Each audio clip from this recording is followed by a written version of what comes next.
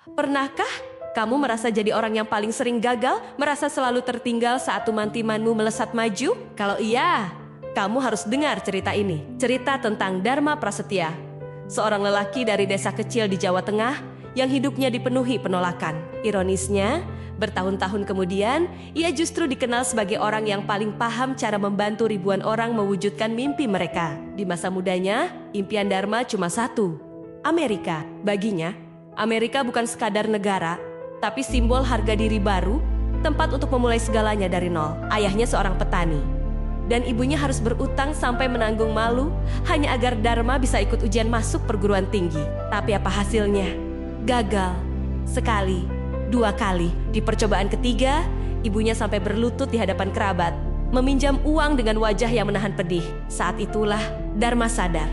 Di negeri ini, pahlawan seringkali harus menunduk lebih dulu sebelum bisa berdiri tegak. Akhirnya, Dharma berhasil masuk ke sebuah kampus negeri. Di sanalah ia bertemu dua sahabat yang akan mengubah takdirnya. Ada Bagas Mahendra, pemuda pendiam dari keluarga akademisi yang sangat fasih berbahasa Inggris, tapi gemetar setiap kali harus bicara di depan umum. Lalu ada Raka Wibisono, anak kota yang super percaya diri, berani, dan tidak pernah takut gagal. Dharma sendiri, ia hanya akrab dengan satu kata, gagal. Mereka bertiga hidup di zaman di mana impian terasa jauh lebih besar daripada kemampuan. Bagas pernah bilang, kepercayaan diri adalah syarat utama untuk dipahami orang Amerika. Dharma hanya mengangguk, padahal dalam hatinya ia tahu, justru itulah yang paling tidak ia miliki. Bukan hanya soal impian, cinta pun terasa tidak adil baginya. Dharma jatuh hati pada Sinta, seorang perempuan sederhana yang cerdas. Dharma setia menemaninya belajar, mendengarkan semua keluh kesahnya, dan selalu ada untuknya. Tapi ia tidak pernah berani melintasi batas persahabatan. Hingga suatu hari, Sinta mendapatkan beasiswa ke Amerika. Dharma mengantarnya ke bandara, melihat punggungnya yang semakin menjauh. Lagi-lagi, ia tertinggal. Sejak hari itu, ia belajar satu istilah baru yang tak pernah diajarkan di kampus, orang yang ditinggalkan. Sementara Bagas dengan kecerdasannya akhirnya berhasil lolos ke Amerika. Dharma justru menemukan jalannya sendiri, sebuah jalan yang tak pernah ia duga. Di tengah rasa putus asa, ia mulai melakukan sesuatu yang aneh. Ia mengajar bahasa Inggris secara sembunyi-sembunyi di sebuah desa. Modalnya, kamus yang ia hafal dari halaman pertama sampai terakhir, dan metode belajar yang ia ciptakan sendiri dari film-film Hollywood yang ia tonton berulang kali. Murid-muridnya datang dari berbagai pelosok, membawa harapan yang sama seperti yang pernah ia miliki. Pergi. Melihat potensi ini, sahabatnya Raka yang penuh semangat bisnis mengajaknya bekerja sama. Mereka mendirikan sebuah lembaga kecil di gedung kosong bekas pabrik dan menamainya Langkah Baru. Awalnya hanya beberapa murid, lalu puluhan, lalu ratusan. Di Langkah Baru, Dharma tidak menjual mimpi kosong. Ia mengajarkan sesuatu yang lebih fundamental, keberanian. Keberanian untuk bicara meski salah, keberanian untuk mencoba meski takut setengah mati. Ia selalu berkata pada murid-muridnya, gagal itu biasa, yang berbahaya adalah terlalu takut untuk gagal. Beberapa tahun kemudian, Bagas pulang dari Amerika. Semua orang mengira ia akan pulang sebagai pahlawan, membawa cerita sukses yang gemilang. Kenyataannya, Bagas pulang membawa luka yang tak terlihat. Di negeri impian itu, ia bukan siapa-siapa. Ia hanya orang asing yang tidak pernah benar-benar merasa diterima. Demam panggungnya semakin parah, membuatnya kehilangan suara di depan publik. Ia pulang diam dayung, menyembunyikan rasa malu yang mendalam dari semua orang, termasuk dari sahabat-sahabatnya. Di sisi lain, Langkah Baru berkembang sangat pesat. Kesuksesan ini menarik perhatian investor. Tawaran untuk menjadikan Langkah Baru sebagai perusahaan publik yang besar sangat menggiurkan. Bagi Raka, ini adalah masa depan, puncak dari segala kerja keras mereka. Tapi bagi Dharma, pendidikan bukanlah komoditas yang bisa diperjualbelikan. Baginya, esensi Langkah Baru akan hilang jika hanya mengejar keuntungan. Sedangkan Bagas, yang telah merasakan pahitnya realita di Amerika, setuju dengan Dharma. Ia belajar satu hal, tidak semua yang bergerak cepat itu menuju ke arah yang benar. Persahabatan mereka bertiga pun retak. Konflik yang selama ini terpendam akhirnya meledak. Tuduhan saling dilontarkan. Raka menuduh Dharma tidak berani maju dan terjebak di masa lalu.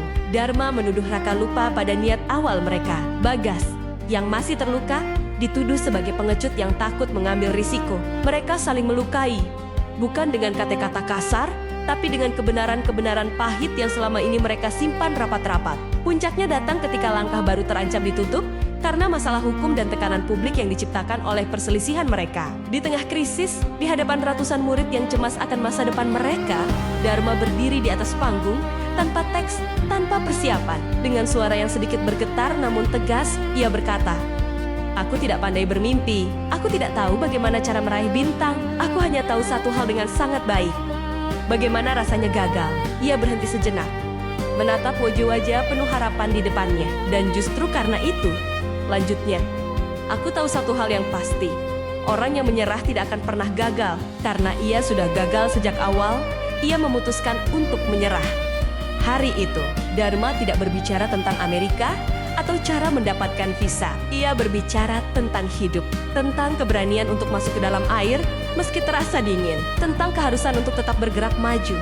Bahkan ketika dunia tidak memberimu arah yang jelas. Bertahun-tahun kemudian, langkah baru tidak hanya bertahan, tapi berdiri sebagai lembaga pendidikan mandiri terbesar di bidangnya. Tidak semua muridnya pergi ke luar negeri. Banyak yang memilih tetap tinggal, membangun karier dan kehidupan di negeri sendiri. Dan itu tidak lagi dianggap sebagai sebuah kegagalan. Bagas memilih mundur dari sorotan publik dan menemukan kedamaian dengan mengajar di kelas-kelas kecil. Raka, setelah berdamai dengan masa lalunya, menemukan jalannya sendiri di dunia bisnis dengan prinsip yang lebih matang. Dan Dharma, lelaki yang paling sering ditolak Amerika itu, yang paling sering merasa gagal, justru menjadi orang yang mengubah ribuan hidup tanpa harus pergi kemanapun. Ia menemukan Amerikanya sendiri, di sini, di tanah airnya. Ia pernah berkata pada murid-muridnya, "Hidup ini milik kita sendiri. Pertanyaan yang kita ajukan, kitalah yang harus menjawabnya."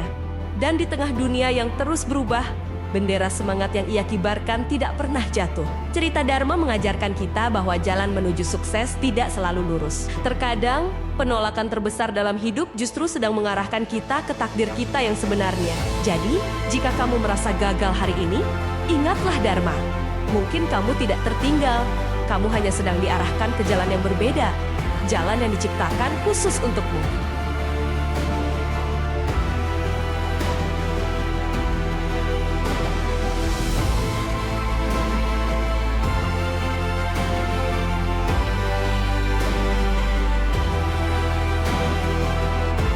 Di tengah lumpur dan kegelapan, dalam kekacauan itulah, malapetaka datang. Mereka disergap dari balik pepohonan. Bayangan-bayangan bergerak cepat tanpa suara.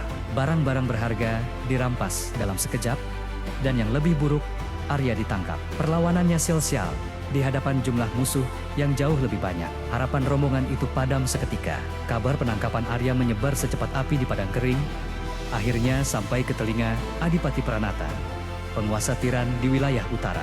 Bagi Adipati, nama Arya bukan sekadar nama seorang pelarian biasa.